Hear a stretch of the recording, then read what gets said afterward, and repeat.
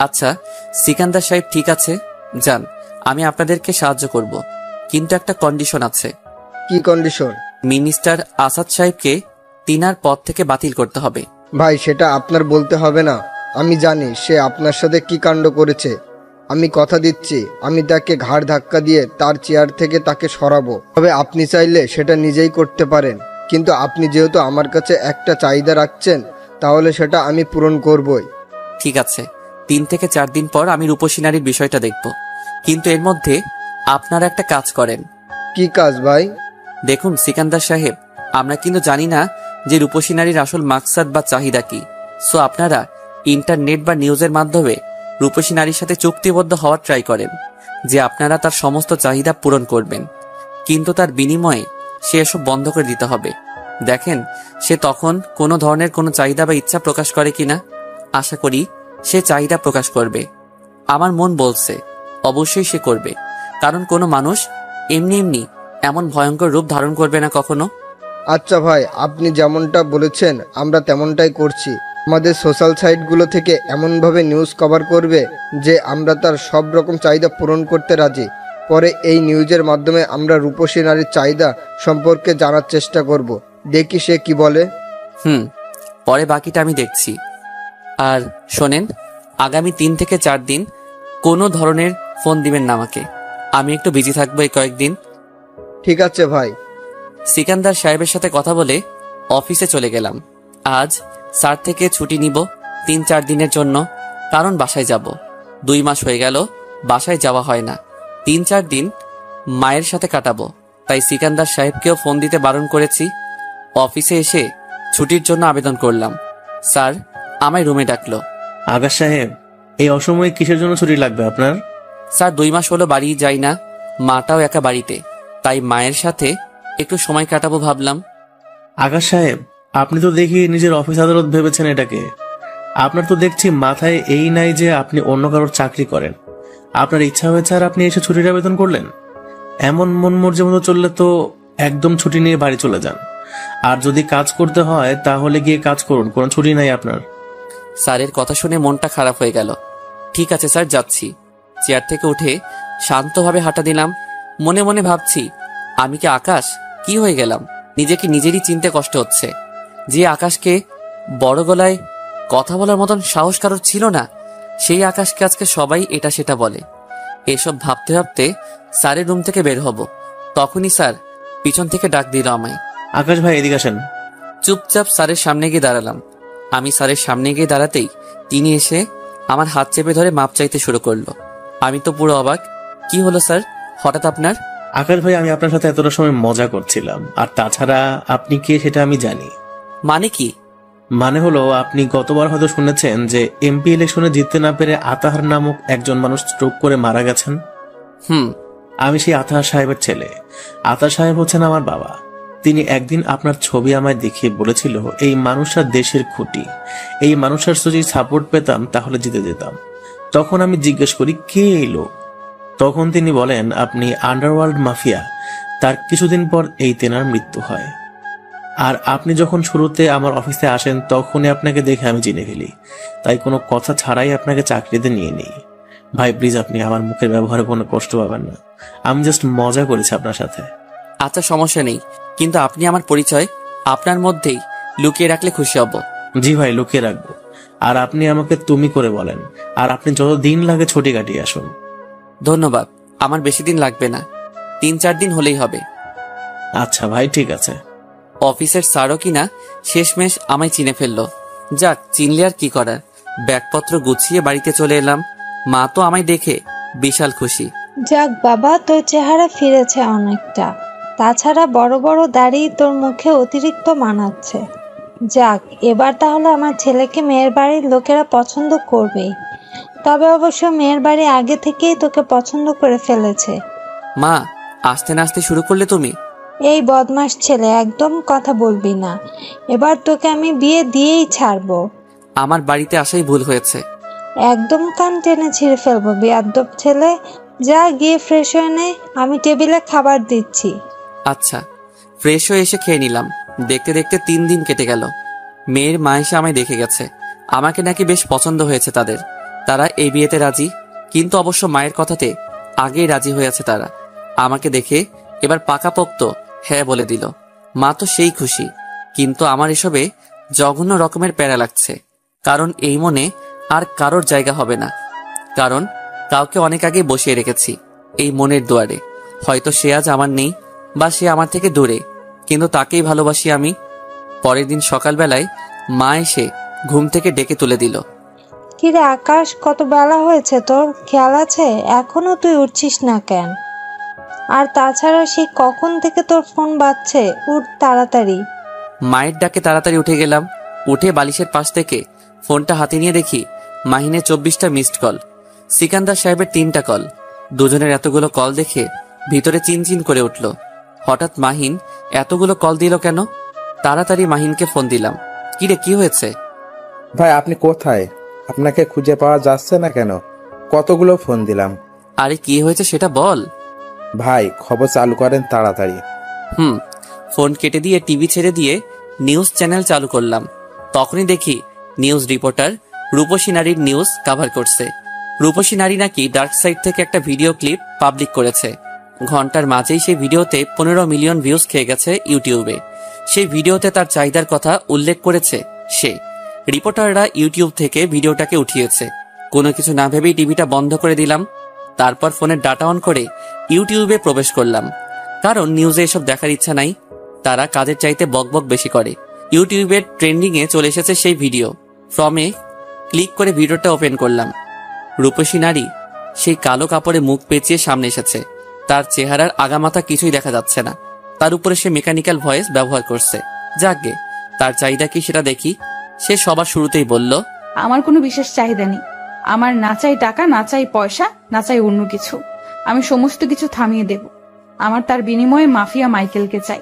আমার হার হালাতে মাইকেলকে প্রয়োজন, কারণ মানুষটাই আমাকে মানসিক যন্ত্রণা থেকে মুক্তি দিতে পারে। আমার চাহিদা মুন্না। সে যদি আমার সামনে না আসে তাহলে আমি আমার কাজ চালিয়ে যাব।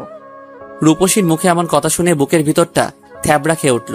ভিডিওতে কি বলল সেই রূপসী? কে আমি? মাইকেল তো সেই বহুকাল আগেই মরে গেছে। তাহলে কেন আজ এতদিন পরে মাইকেল মুন্নার গুঞ্জন উঠল? কিছুই তো যেন মাথায় ঢুকছে না। কি চাই সেই রূপসী মেয়ে আমার কাছে?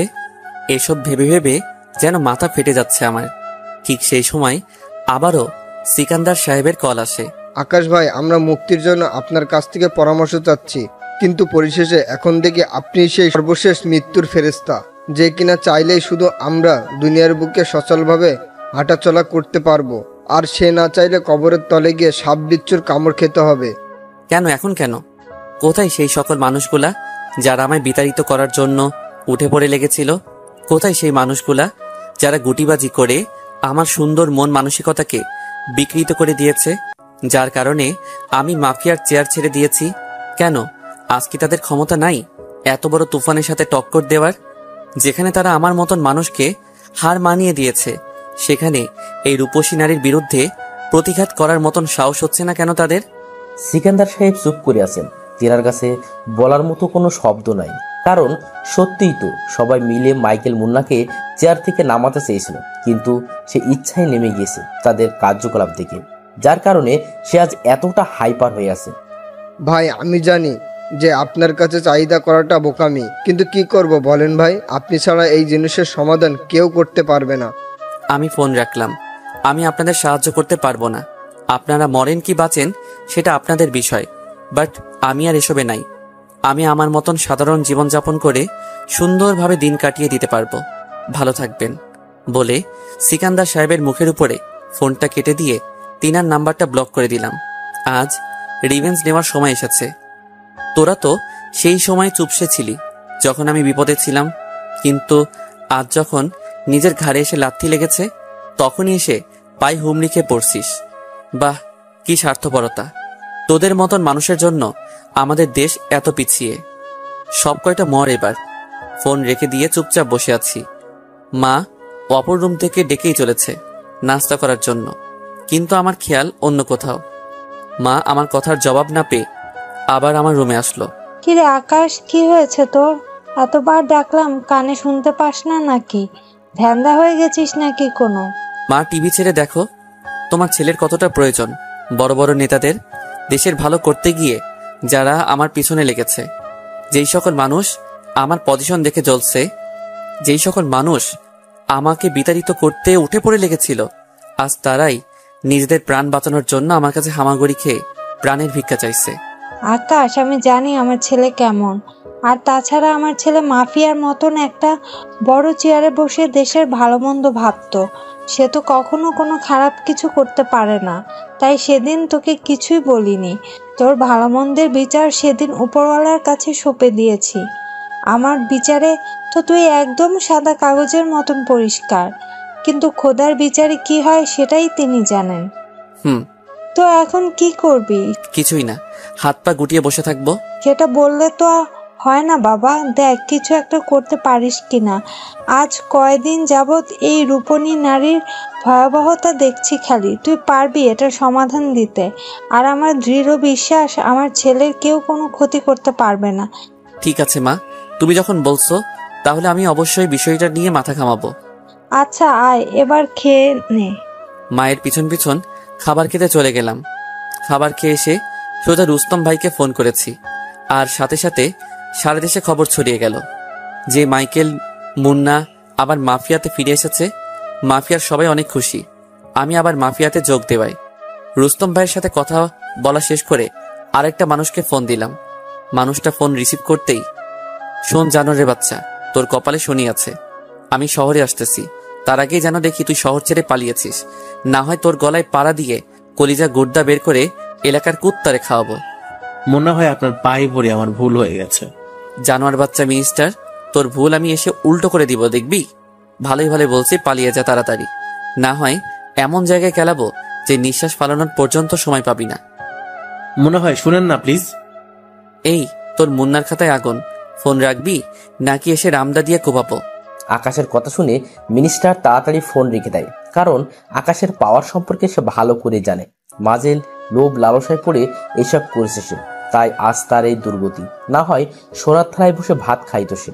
অন্যদিকে আকাশ সেদিন এই মাহিনের সাথে যোগাযোগ করে তাকে সাথে নিয়ে শহরে চলে যায়।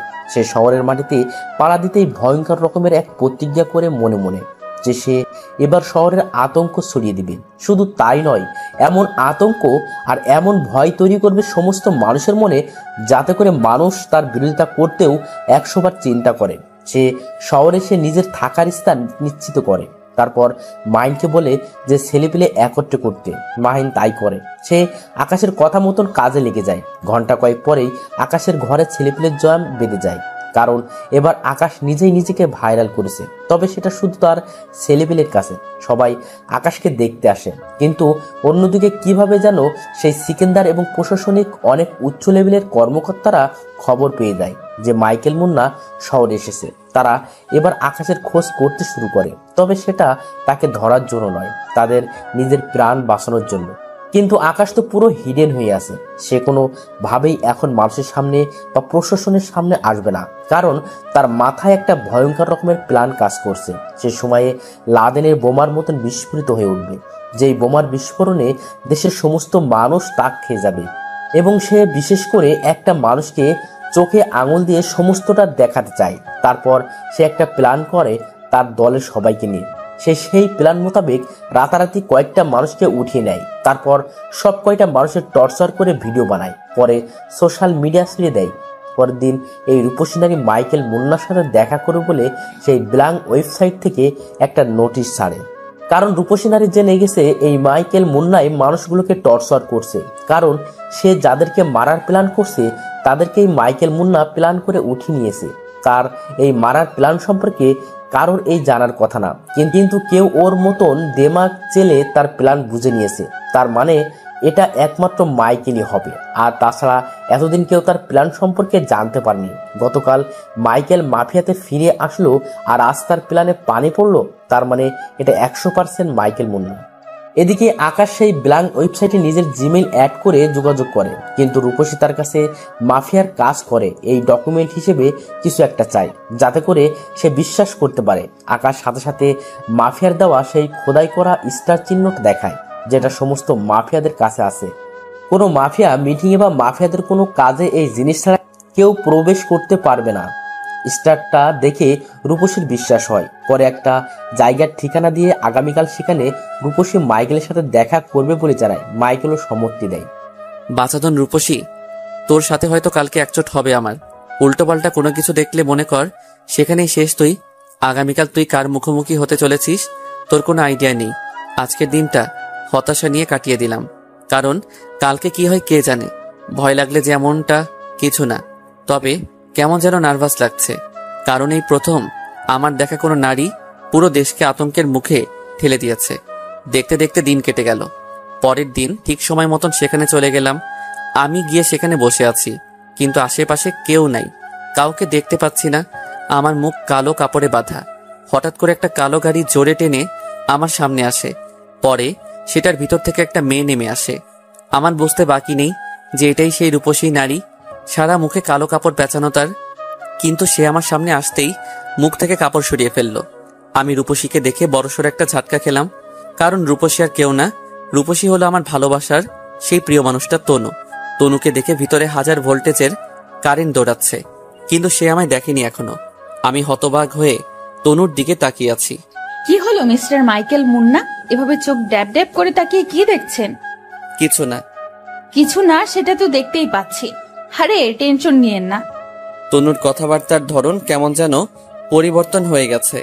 তাছাড়া অনেক ওভার স্মার্ট গিরি দেখাচ্ছে সে। এই যে রূপসী, নিজেকে একটু অতিরিক্ত লিজেন্ড মনে হচ্ছে না? অতিরিক্তটা আমার সাথেই যায়। আর মিস্টার মাইকেল, আপনার এসবে কান না দিলেও চলবে।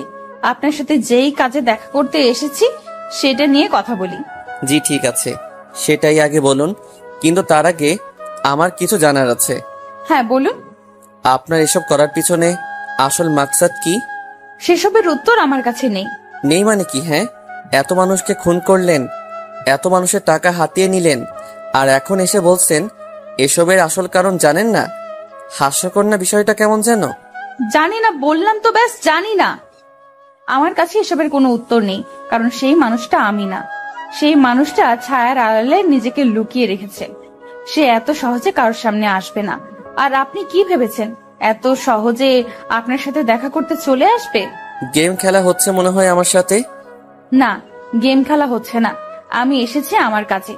তবে হ্যাঁ, সেই আমাকে তার ছদ্মবেশ ধরে আসতে বলেছে। কি কাজে এসেছেন আপনি? আমার একটা মানুষকে চাই। মানেটা ঠিক বুঝলাম না।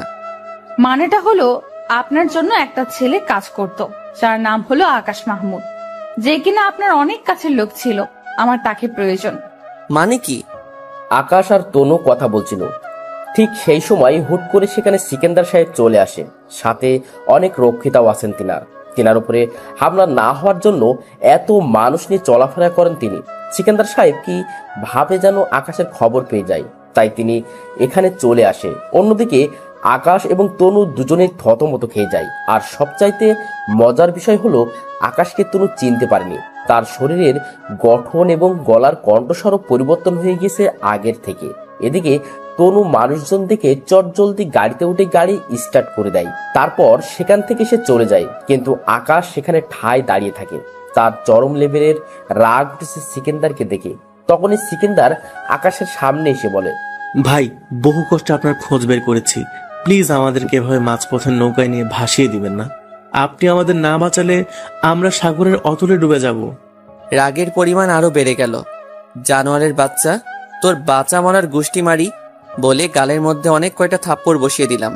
যদিও সে আমার থেকে বয়সে অনেক বড়, তার সাথের সহপাঠীরা আমাকে মারার জন্য এগিয়ে আসছে।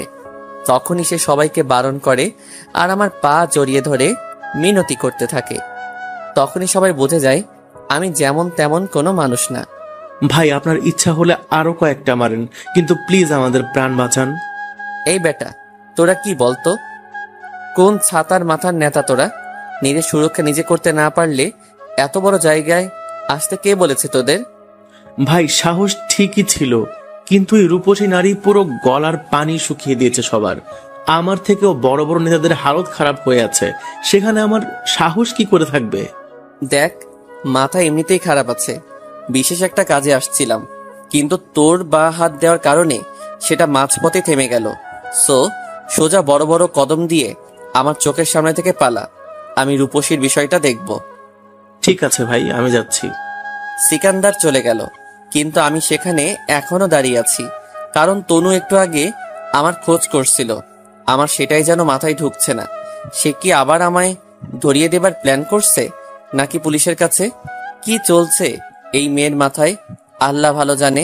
কিন্তু আরেকটা জিনিস ভেবে পাচ্ছি না যে তনু রূপসীর সাথে কি করে, তাদের ভিতরে কি চলছে। রূপসীর মতন একটা ভয়ঙ্কর মানুষের সাথে তনুর কাজটা কি? না, এটা পিছনে হয়তো বড় কোনো চক্র চলছে। হয় তনু আমাকে পুলিশের কাছে ধরিয়ে দিবে বলে প্ল্যান করছে, না হয় রূপসীর হাতে তুলে দিবে বলে প্ল্যান করছে।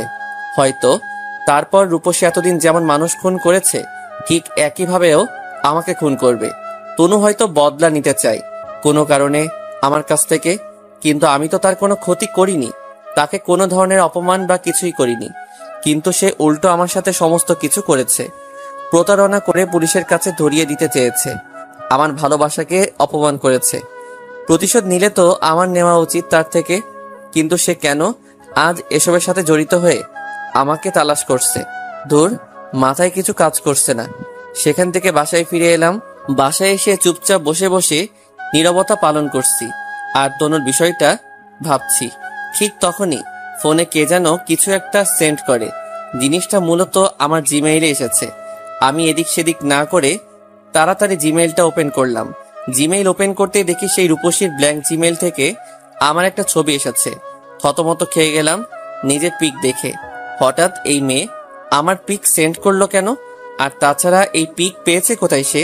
তখনই আরেকটা ফাইল সেন্ড করে রূপসী। দেরি না করে সেটা ওপেন করলাম। সেটার মাঝে একটা চাকার মতন রিং ঘুরপাক খাচ্ছে।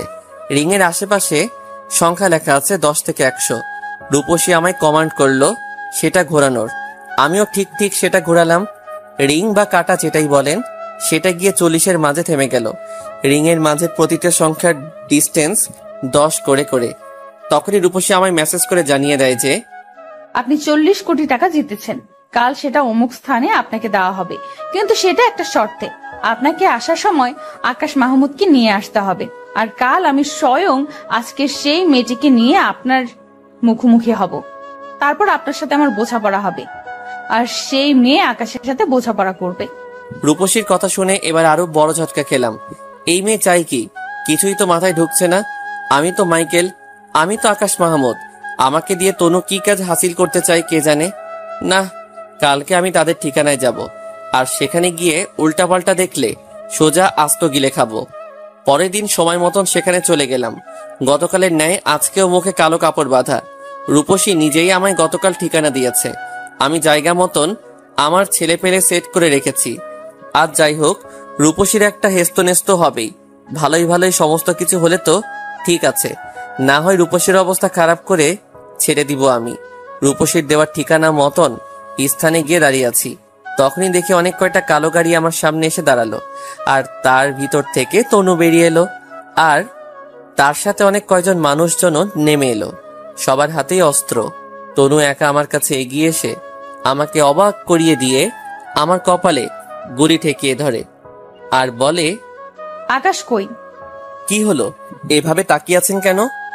ভূত দেখে ফেলেছেন মনে হয় নিজের চোখে। এই যে, কি সমস্যা?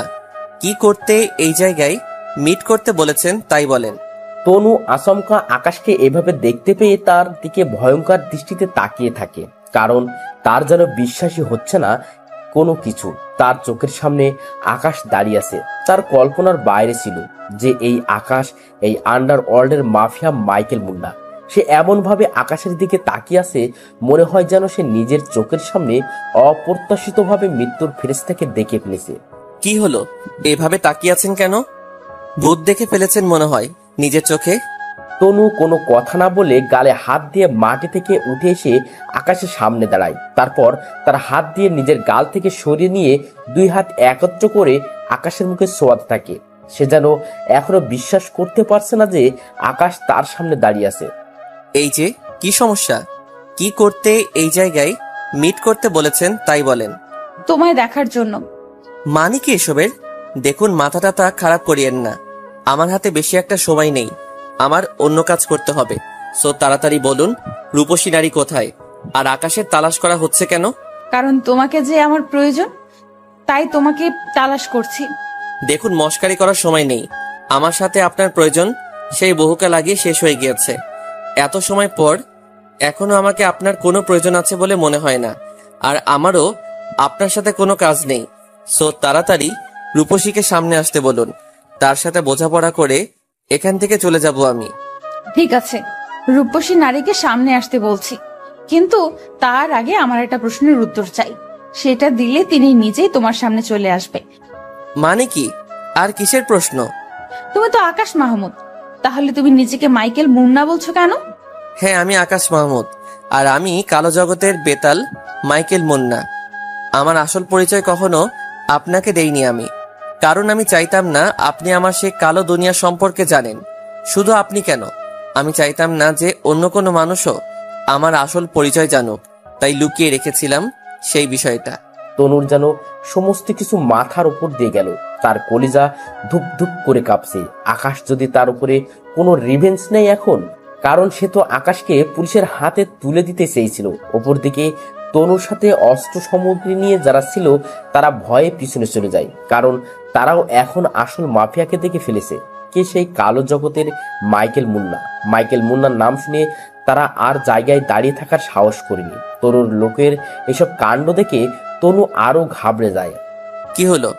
প্রশ্নের উত্তর তো পেয়ে গেছেন, এবার গিয়ে রূপসী নারীকে সামনে আসতে বলুন। আকাশ, আমি রূপসী নারী। কি? আপনি রূপসী নারী মানে? আগেরবার তোমার কাছ থেকে কিছু কথা লুকিয়েছিলাম আমি। মানেটা কি বলেন তো? মানেটা হলো আমি রূপসী নারী। সেদিন তোমাকে আমি কিছুটা মিথ্যা বলেছি। তার কারণ হচ্ছে, প্রথম দেখাতেই নিজের আসল পরিচয় দিতে চাইনি মাইকেল মুন্নাকে। সেই পরিচয় না দেওয়ার পিছনেও একটা কারণ আছে। মাইকেল মুন্না যদি আমার কোনো ক্ষতি করে দেয়, তাই আমি প্রথম দেখাতে পরিচয় দেইনি। কিন্তু আমি জানতাম না তুমি সেই মাইকেল মুন্না। তনুর কথা শুনে থ হয়ে গেলাম। ঠিক আছে, সেটা না হয় বুঝলাম, কিন্তু এত খুন খারাপি করলেন কি কারণে? সেসব আমি করিনি, সেসব আমার সহপাঠী করেছে। তবে সেসবের সাথে আমিও জড়িত আছি। মেয়েটার মুখ থেকে একটার পর একটা শকিং নিউজ শুনে মাথা পুরোপুরি আউলে যাচ্ছে। এই যে প্লিজ একটু খোলাখুলি বলুন সমস্ত কিছু, আর আপনার এই পথে আসার কারণ কি সেটাও একটু ক্লিয়ার করে বলুন, কারণ আপনি তো আগে এমন ছিলেন না। এই পথে আসার আসল কারণটা হচ্ছে তুমি। মানে কি? আমি কি আপনাকে এই পথে আসতে বলেছিলাম? না, বলনি, কিন্তু আমার এই পথে আসার একমাত্র কারণ হচ্ছে তুমি। তোমায় যখন আমি পুলিশে ধরিয়ে দিতে পুলিশ আনি, তখন তুমি সেখান থেকে পালিয়ে যাও। আমি তখনও মাইকেল মুন্না এবং তার কাজ সম্পর্কে জানতাম না। আমি জানতাম না যে সে ভালোর জন্য কাজ করে। আর তখন তুমি খুন করে বসলে, তাই আমি তোমার বিরোধিতা করেছি। কিন্তু পরে যখন তুমি আমাকে ছেড়ে দূরে চলে গেলে এবং মাইকেল মুন্নাও তোমার জন্য মাফিয়া ছেড়ে দিল, তখনই সবটা আস্তে আস্তে আমার কাছে ক্লিয়ার হয়। আশেপাশের মানুষের কাছে তোমার সম্পর্কে জানতে থাকি। কলেজের সবাই তো তোমার বিষয়ে ভালোই বলেছে এবং মাইকেল মুন্না নামেও ভালো বলেছে। সেটা তুমি, কারণ মানুষ তো আর জানে না যে কে মাইকেল মুন্না। তারপর তুমি মাফিয়া ছেড়ে দেওয়ার পর এত এত অন্যায় আর অবিচার বেড়ে গেছে সারা দেশে, যাতে করে মানুষ হাই হতে শুরু করে দিয়েছে। সবাই তখন তোমার জন্য আফসোস করছে যে মাফিয়ার মাইকেল থাকলে আজ এমনটা হতো না। তাছাড়া তোমার কথা একদিন মাহিনও আমাকে বলে। তারপর তুমি কেমন মানুষ, ফেরেশতা না শয়তান, সেটা আমি উপলব্ধি করতে পারি। দেখো, আমিও কিন্তু তোমায় কম ভালোবাসতাম না, কিন্তু তখন আমি এটা মানতে পারিনি যে তুমি খুন করেছো। তাই ভালো খারাপ বিচার না করে তোমার উপরে চটে বসে। আমার জায়গায় অন্য কেউ হলেও কিন্তু সেম কাজটাই করতো। তবে পরে যখন সবটা জানতে পারলাম, তোমার জন্য মনটা ব্যাকুল হয়ে